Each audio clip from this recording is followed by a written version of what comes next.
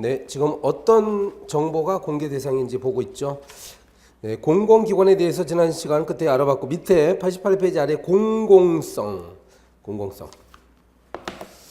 공공성의 반대말이 뭐죠? 여러분 사익이죠, 사익. 그러면 이 정보를 공개함으로써 얻게 되는 공익이 정보를 공개함으로써 입게 되는 피해, 즉 사익보다 커야 된다는 얘기입니다. 그리고 특별히 어떤 개인적 이익 때문에 하는 것이 아니라 개인적 이익도 물론 들어갑니다. 근데 이제 공동체 전체 이익에 해당하는 공익적 성격을 갖게 되면 공개 대상이 될 수가 있겠지. 그래서 판례도 여기 이거는 제 교재에 소개해 놓은 판례는 극히 일부분입니다. 정보공개 사건과 관련한 판례는 너무나 많은데 참고로 보시라고 했으니까 한번 보세요. 89페이지 아래에 보유 정보라는 말 나오죠. 3번에 보유 정보. 공공기관이 보유하고는 정보라는 뜻인데 어떤 형태로 보유하고 있을까요? 형식에는 제한이 없는 것 같아요. 우리 법률에 따르면 문서가 대체적으로 많겠지만 문서뿐만 아니라 도면, 사진, 필름, 테이프, 슬라이드 그 밖에 이에 준하는 모든 매체들이 가능합니다. 뭔가 어떤 정보가 기록되어 있으면 그 매체는 가능한 것이다. 그리고 더군다나 우리 판례에 따르면 이것은 원본뿐만이 아니라 원본에 그치는 것이 아니라 그죠? 원본에 국한될 필요가 없다 이랬으니까 뭐예요? 사본도 들어간다는 얘기죠. 이 말은 공무원들이 관리하고 있는 정보들 중에는요 사본의 형태로 복사본이 있을 가능성도 있어.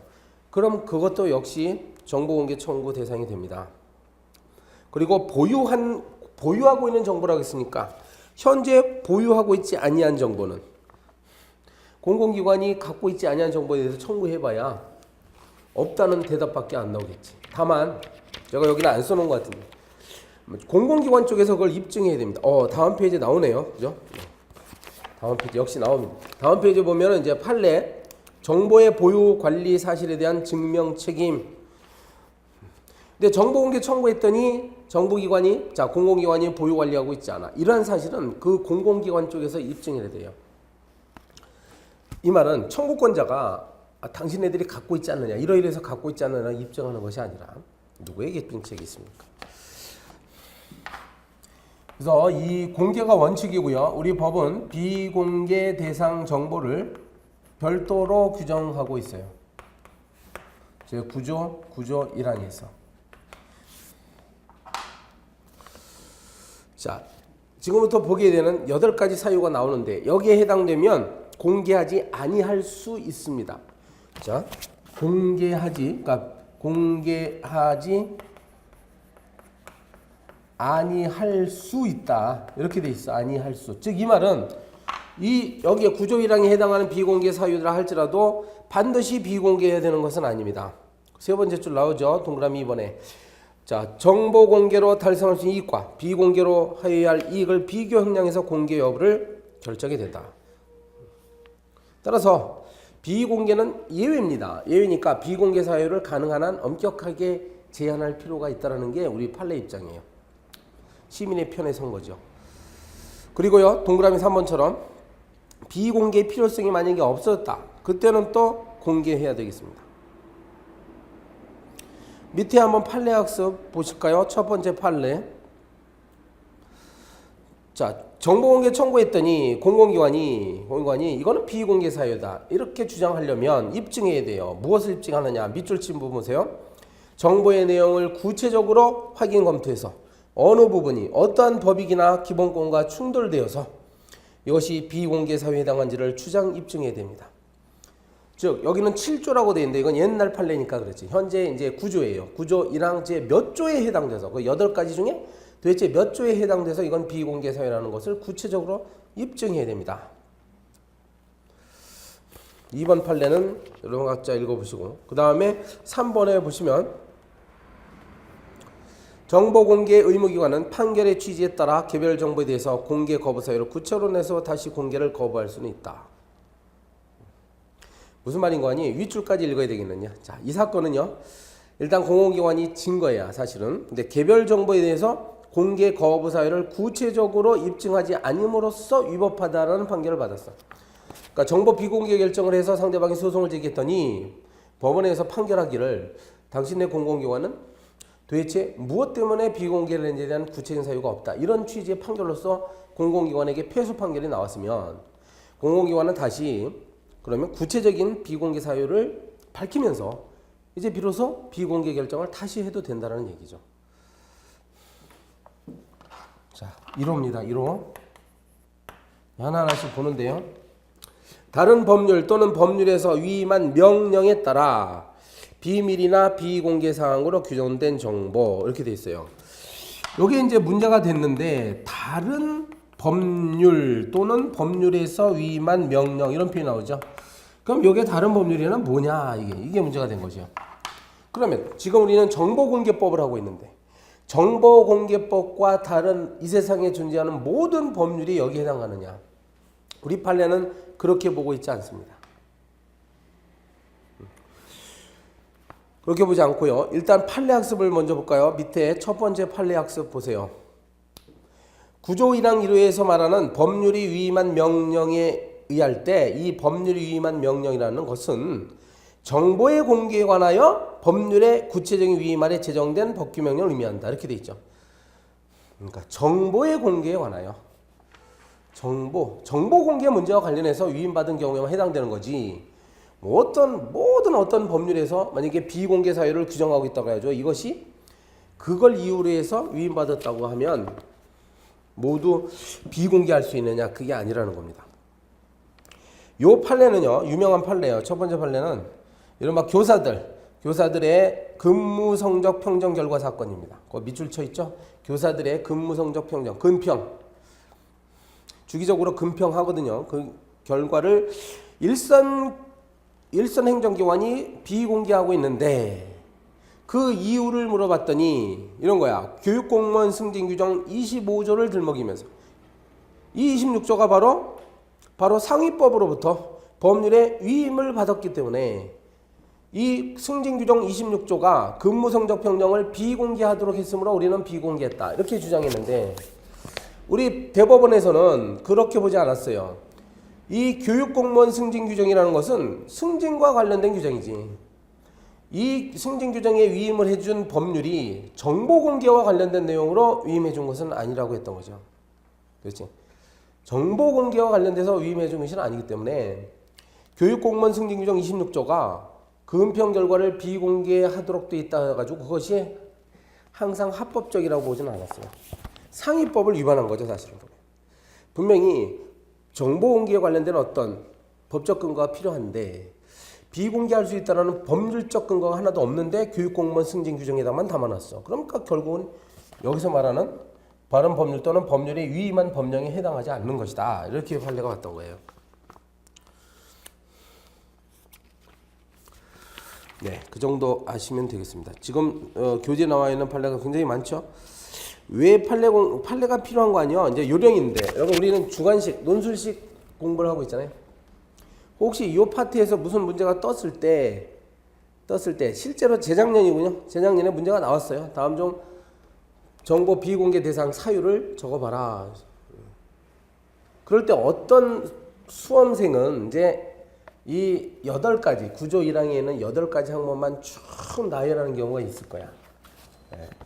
사실은 그걸 다 생각해내는 것만 해도 참 기특하죠. 그런데 법학시험에서 좋은 답안은 이런 판례들을 하나 정도씩은 집어넣는 게 좋아요. 그러면 만점 받습니다. 여러분 특히 행정교수님. 그럴 때 쓰시라고 여기다 소개해 놓은 것이니까 제가 아마 머릿말에도 써놨을 텐데 주관식 시험은 막상 그 문제가 떴을 때 어떻게 써나갈지를 미리 마음속에다가 정해놓는 것이 중요하다고 말씀드렸어요. 실제로 그렇습니다. 하나 마음에 드는 거, 내 머릿속에 기억에 남는 걸 찍어두시라 이 말씀입니다. 2호로 갑니다. 2호. 국가안전보장, 국방통일외교관계. 네. 국가안전보장, 국방, 통일외교관계 이렇게 해서 이것이 만약에 공개될 경우 국가의 중대한 이익, 국가 국가의 중대한 이익을 해야 할 염려가 있다. 그러니까 이런 말이 꼭 들어가야 됩니다. 무조건 국방 통일과 관련된 사항 그러면 이거는 반토막짜리야. 반토막짜리가 아니라 별로 뭐 점수 주지 않습니다. 왜냐하면 우리 시민의 입장에서는 막대한 예산, 세금이 투입돼서 만드는 뭐 군수산업이다. 그러면 거기에 대해서 필요하면 정보 공개가 되죠. 따라서 국가의 중대한 이익 현저히 일치 때. 그다음에 3호 보시면 만약 공개하면 국민의 생명, 신체, 재산 보호와 관련해서 생명, 신체, 재산 보호와 관련해서 보호의 현저한 지장을 초래할 우려가 있다. 94페이지에 소개되고 있는 판례가 이런 겁니다. 밑줄 친 부분 읽어보세요. 북한 정보기관에 의한 간첩의 파견, 포섭, 선전선동량, 교두보 확보 등으로 이용될 가능성이 있어서 자, 맨 윗줄에 보안관찰 처분을 규정한 보안관찰법, 보안관찰 관련 통계자료. 보안관찰의 대상이 되는 사람들 중에는 국가 안보와 관련돼서 수감 생활을 했던 사람들도 많습니다. 국가보안법 위반 사범들이 굉장히 많죠. 그럼 이 사람들이 어디에서 지금 거주하고 있는지 이런 통계자료가 만약에 북한에 넘어갔을 때 국익을 해야 할 가능성이 크다라고 봤어요. 그리고 4호 뭐 진행 중인 재판에 관련된 정보와 그 다음에 범죄, 뭐 수사, 공소제기 등 뭔가 형사 절차와 관련된 내용이죠. 이것이 공개될 때 직무수행을 현저히 곤란하게 하거나 공정한 재판을 받을 권리를 침해한다고 인정할 수 있을 때가 됩니다.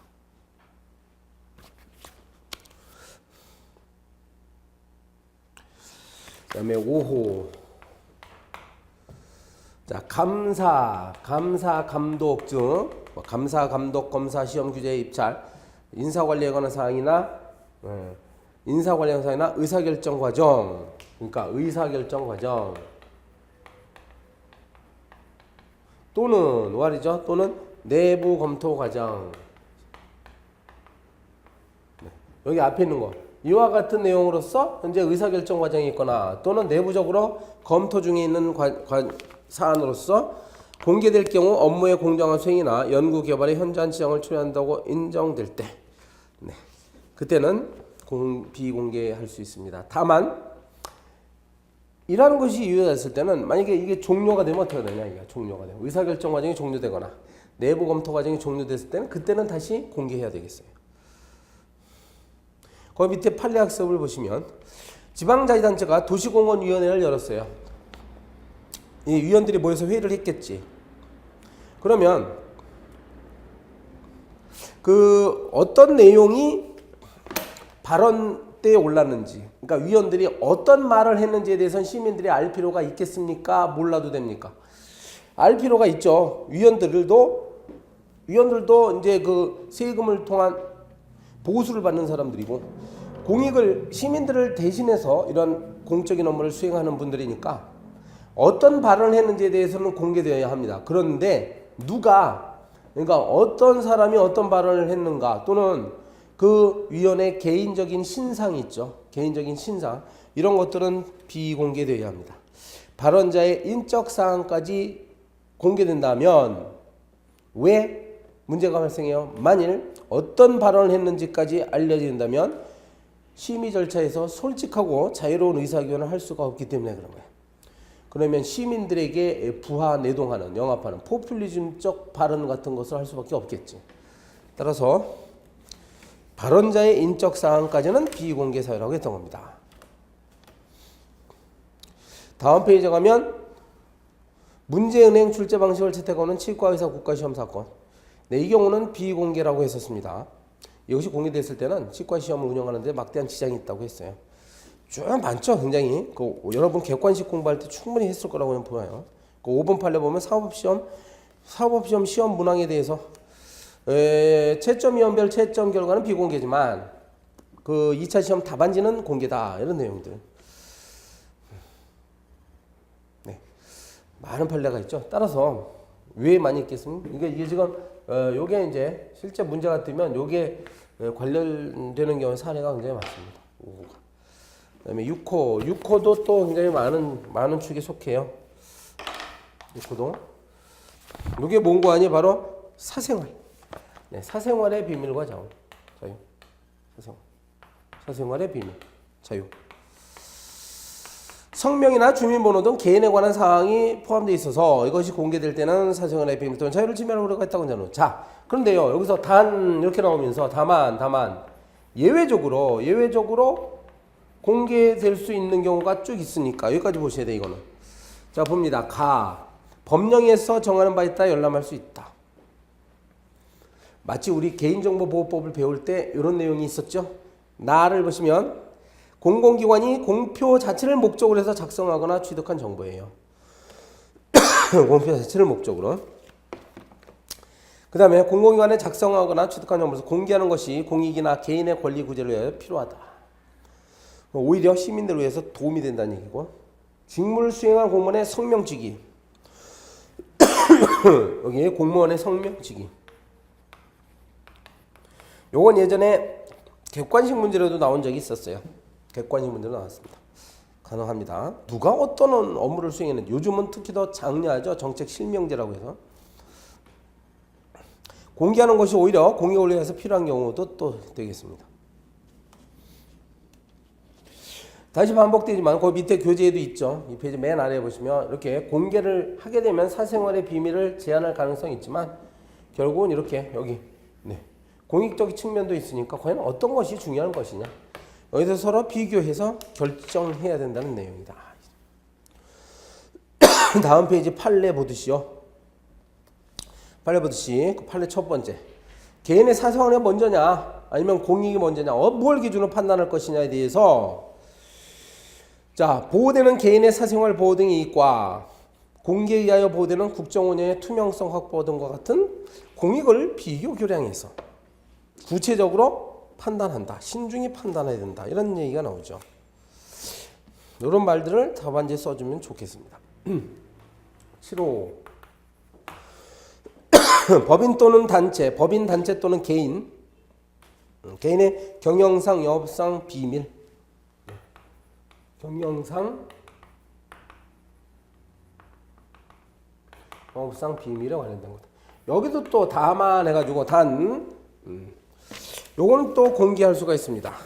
사업활동에 의해서 발생하는 위험한 상황으로부터 생명, 신체, 건강을 보호하기에 필요한 경우에 그리고 위법 부당한 사업활동으로부터 국민, 즉 소비자들의 재산, 생활을 보호하기 위해 공개할 필요가 있는 경우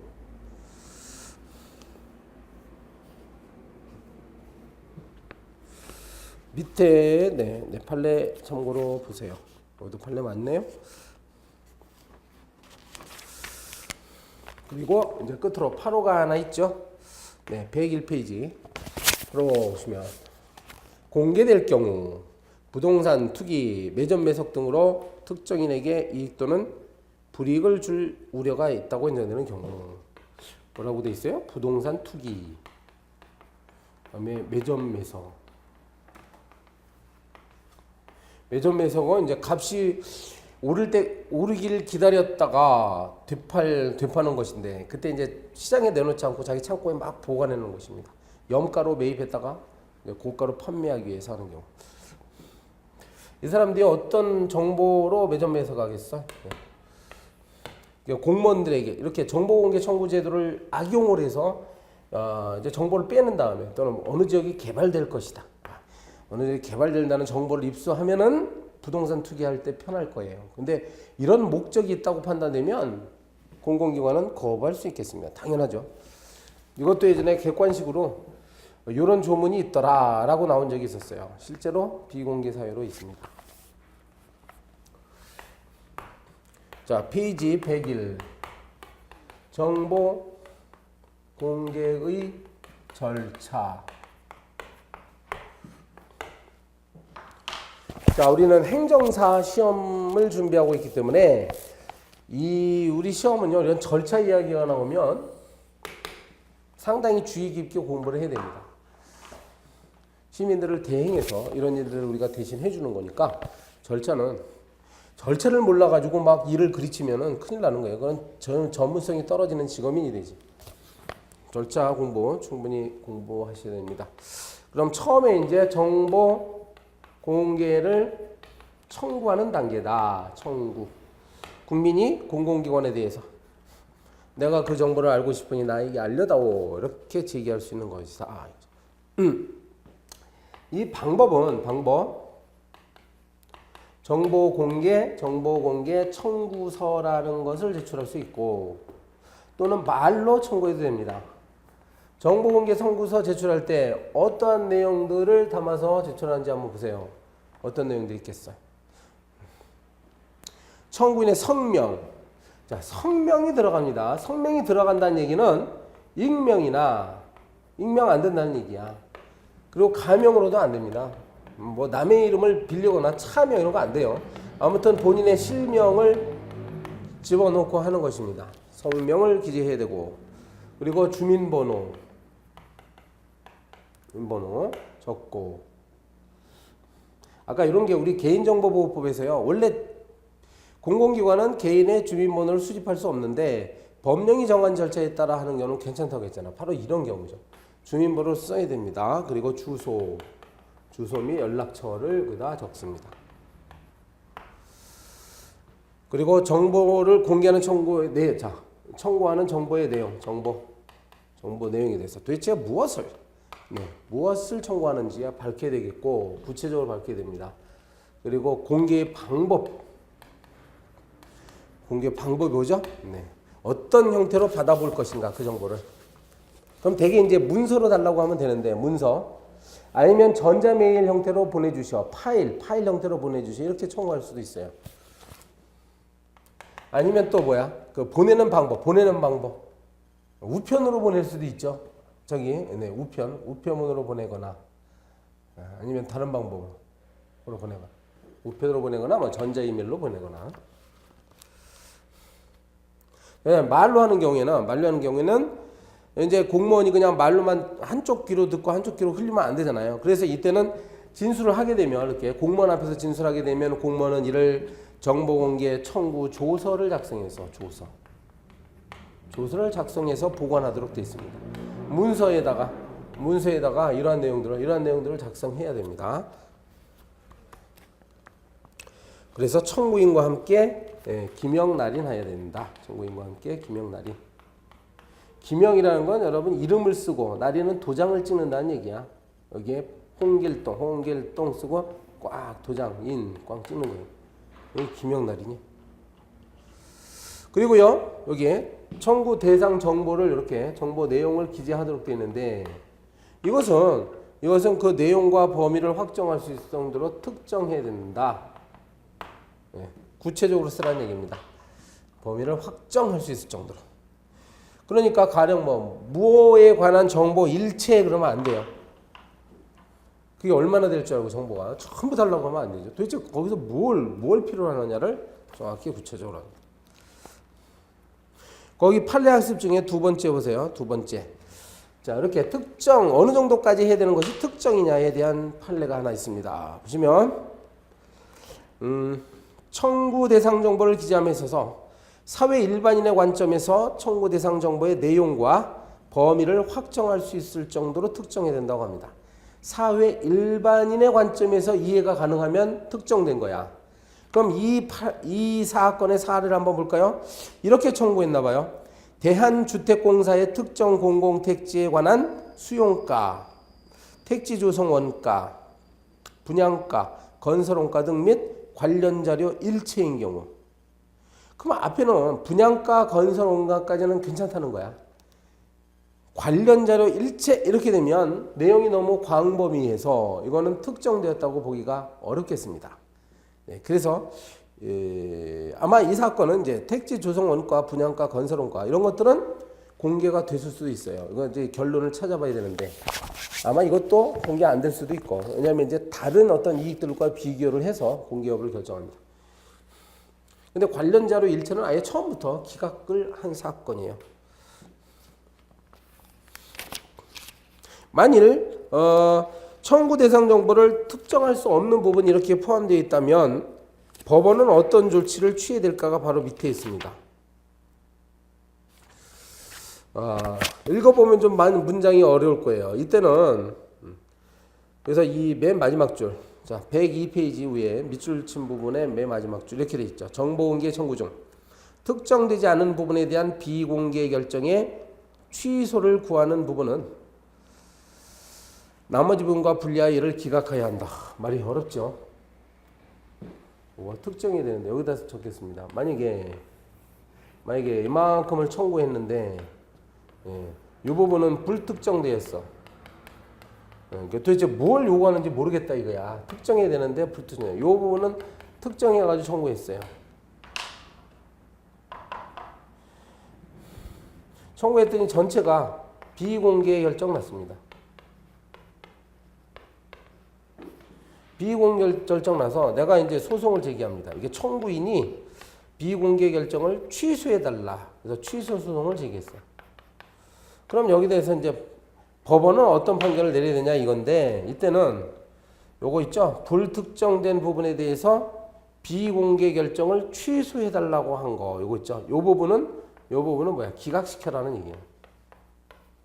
왜냐하면 처음부터 청구가 잘못됐기 때문에 공개할 수 없었던 겁니다. 따라서 이 부분에 대해서 취소소송 제기한 거는 기각돼야죠. 네. 이렇게 해서 이제 그 청구를 했습니다. 청구를 하면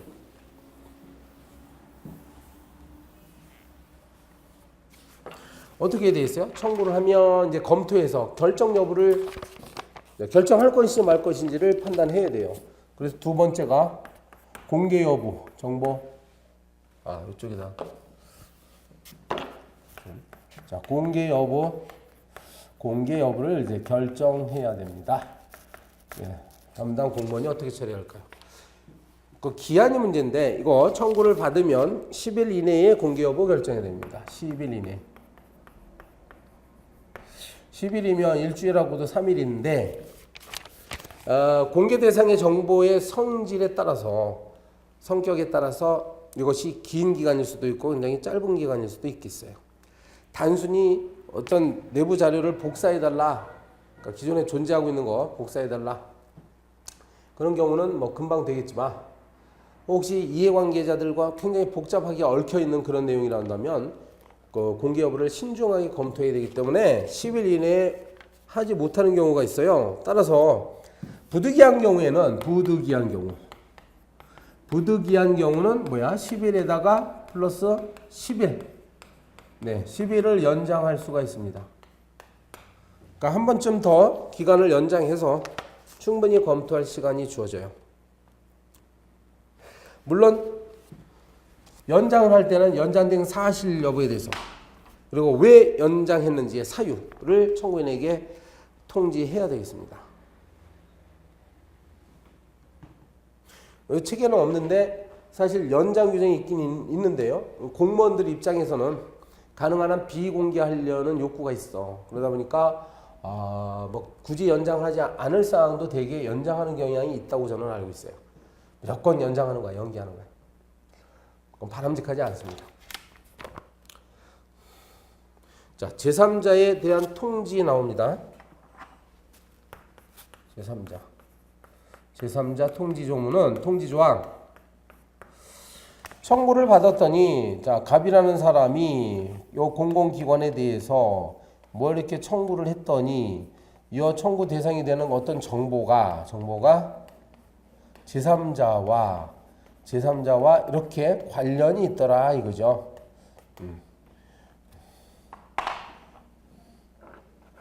뭘 청구를 했더니 제3자의 어떤 예를 들어서 뭐 징계 사실 같은 경우가 만약에 이 대상이 들어간다. 내가 말이죠. 뭐 서울시를 상대로 서울시 담당 공무원들이 음주운전으로 얼마나 징계를 받았는지 한번 알고 싶어. 그 정보공개 청구할 때는요. 통계 형식으로 나오는 괜찮은데 무슨 가령 뭐 무슨 국 단위로 내가 달라.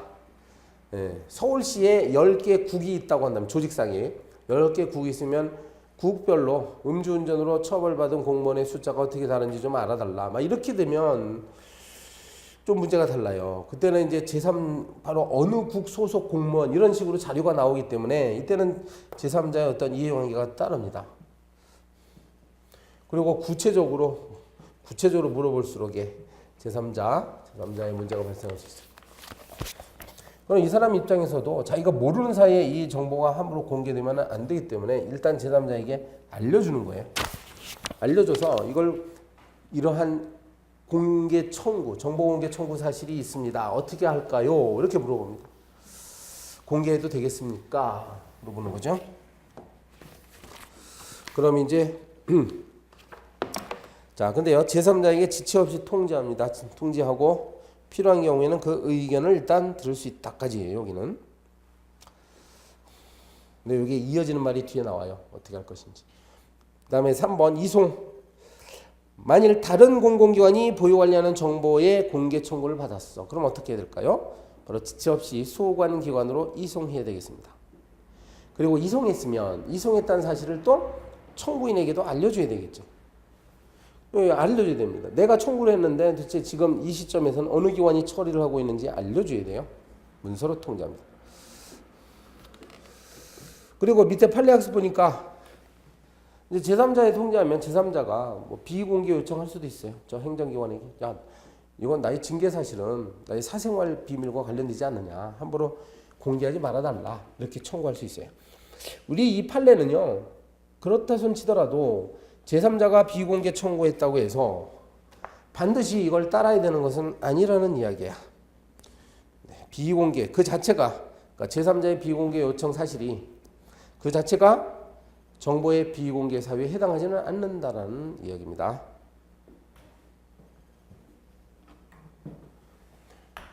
자, 그 다음에요. 정보공개 심의회 이야기가 나옵니다.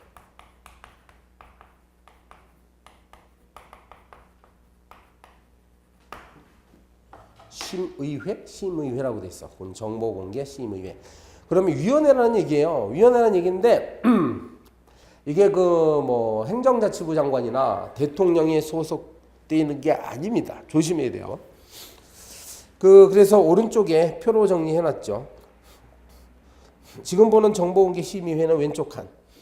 그리고 정보공개위원회라고 되어 있는데 이거는 행정자치부 장관 안에 소속되어 있어서 이 정보공개 제도의 전반적인 사항을 총괄하는 위원회라고 할 수가 있어요.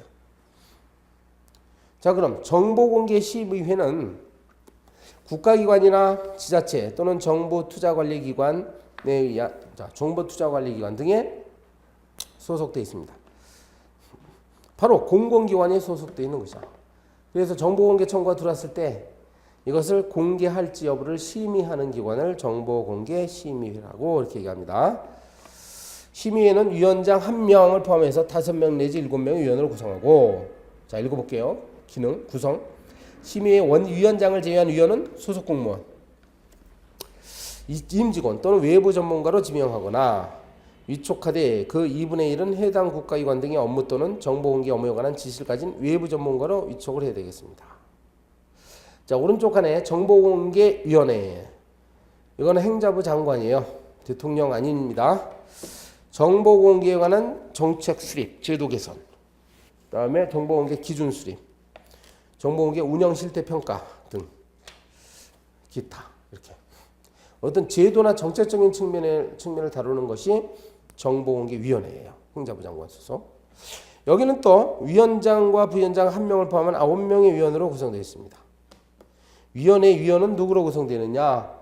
고위공무원단에 속하는 일반직 공무원, 뭐 행자부 장관이 추천, 위촉하는 민간인 등등 있죠. 시민단체에서 추천하는 민간인.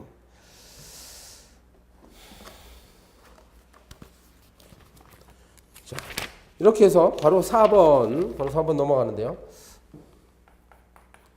정보공개 여부를 결정했습니다. 정보공개 여부를 할지 안 할지.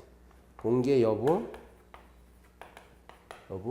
결정했죠. 그 결정은 이제 통지하는 문제가 남아있어요.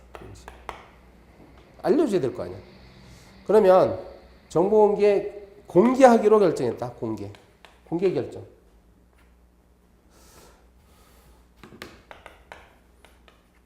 공개 결정을 했다는 이야기는 비공개 이익보다 공개 이익이 크다는 얘기입니다. 공개함으로써 얻는 공익이 더 크다는 얘기야. 그럴 때는 공개 일시 장소 등을 분명히 밝혀서 청구인에게 통지를 해야 되겠어요. 근데 대개 정보 공개 일시는 뭐 설명이 필요가 없는데 장소가 어딜까? 어디에서 공개한다는 얘기일까요, 도대체? 그럼 행정 공공기관 사무실로 오라는 얘기일까요? 아니면 우리가 나가서 당신을 만나서 줄 테니 기다려라. 어디서 기다려? 커피숍에서 기다리라고. 그게 아니라 장소는 대개 현재 이건 참고사항이에요. 그죠? 이제 뭐 법률에는 없지. 근데 이제 우리 정부라는 열린 정부라는 사이트가 있습니다. 인터넷 홈페이지 상에 인터넷 상에 보면 열린 정부라는 홈페이지가 따로 있어. 여기 이제 정보 공개 관련 업무를 보는 인터넷 사이트예요. 거기 들어가면 사실은 지금 하고 있는 이런 청구도 여기다가 하면 좋습니다. 예전에는 일일이 막 문서 작성해가지고 우편으로 보내고 그랬는데 지금은 사이트 들어가서 그냥 신청하면 아주 편리하게 됐어요. 이제 공공기관을 딱 지정해서. 그러면 이제 공개할 때도 바로 여기다가 대개 공개하겠죠. 여기다가 공개하는데, 그러니까 자기 정보는 내가 비밀번호가 설정돼 있으니까 함부로 남들이 못 보잖아. 들어가서 보면 돼요. 그렇지 않고 이제 여기다 신청 안 하면 우편으로 오겠죠. 겁니다. 자, 그 다음 2번. 공공기관은 청구인이 사본 또는 복제물의 교부를 원하면 이를 교부해야 돼요. 네, 사본으로 달라. 복제물로 달라. 사본은 문서를 얘기하는 거고 복제물은 문서 이외에 어떤 매체물들이 있어. 복제하는 것을 달라. 다만 공개 대상 정보량이 너무 많아. 뭐 수천, 5천 페이지 되는 거를 복사해 달라 이러면 뭐 우편물로 보내더라도 사과 2박스는 되겠네요. 그러면 이런 경우는 정상적인 업무 수행에 현저한 지장을 초래할 우려가 있죠. 하루 종일 막 복사하고 앉아 있고 공무원들이. 따라 이때는 정본의 사본, 거기에 정본입니다. 본. 정본의 사본, 복제물을 일정 기간별로 나누어서 제공하나 열람과 병행하여 제공할 수가 있겠습니다. 나눠서. 그리고 3번. 만약에 정보를 공개하는 경우에 이런 방법으로 이제 공개를 하는 경우에 그 정보의 원본이 더럽혀지거나 파손될 때 더럽혀지거나 파손될 가능성이 있다. 그때는 그 정보의 사본 정보의 사본 복제물을 공개할 수가 있겠습니다. 사본 또는 복제물을 공개할 수가 있다. 이걸 방지하기 위해서. 다음 페이지에 가면 만일 자 그렇죠. 요거는 이제 첫 번째 공개 결정했다는 얘기고 두 번째 비공개 결정할 수도 있어.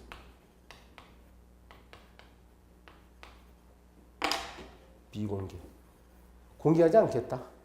이렇게 되면 이때는 그 사실을 또 역시 청구인에게 통지해야 됩니다. 우리는 비공개 결정했습니다. 이렇게 하고. 그리고 왜 비공개 결정을 했는지 이유를 밝혀야 되겠고요.